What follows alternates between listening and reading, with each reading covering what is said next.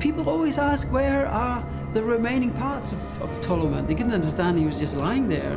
Was he hanged and decapitated, or how should you interpret that? During the excavation, they also found the cause of death, because around his neck, very high up and very tight, they found rope or a hanging noose of leather. The noose is made of animal hide and is strong enough to hold the weight of a grown man. The loose end, approximately 1 meter long, is rolled up and placed under Tollund man and has clearly been cut with a knife.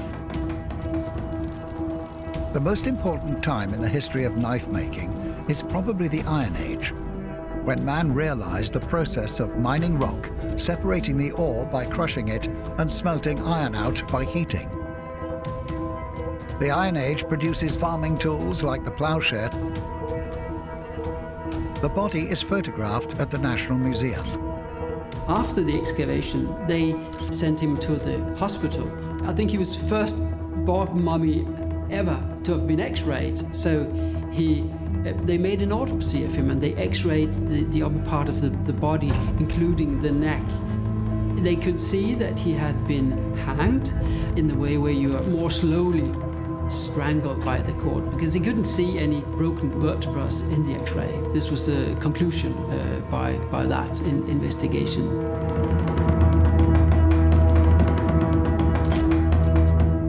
At autopsy, the head is removed, and the rest of the body undergoes various tests to determine the probable age.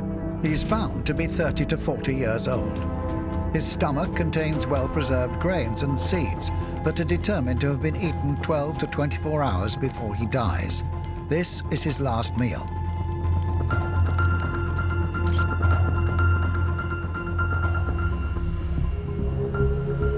Newspapers follow the story, and the public is captivated by the discovery and strange circumstances. They want to see more of him for themselves. A request to display Tollund man at Sikkerborg Museum is received. When they found Tollund, they didn't really know how to preserve him, and they were very reluctant to do so, also because of ethical challenges. Can you display a partly dissolved human body to the public? They were not sure. People here in Silkeborg wanted, but in the National Museum, no, this is a bad idea. So they chose the solution that they did and just made the head. Preservation of the body is not a known practice at this time, and experimentation occurs with elements such as beeswax, not used today.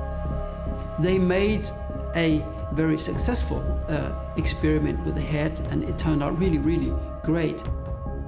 When in 1952 the head came to Museum Silkeborg, and for many, many years it was exhibited here, just as a head, with the hat, with the noose and with the belt, but the other parts were absent. So, and people always ask, where are the remaining parts of Tollund? They couldn't understand he was just lying there. Was he hanged and decapitated, or how should you interpret that?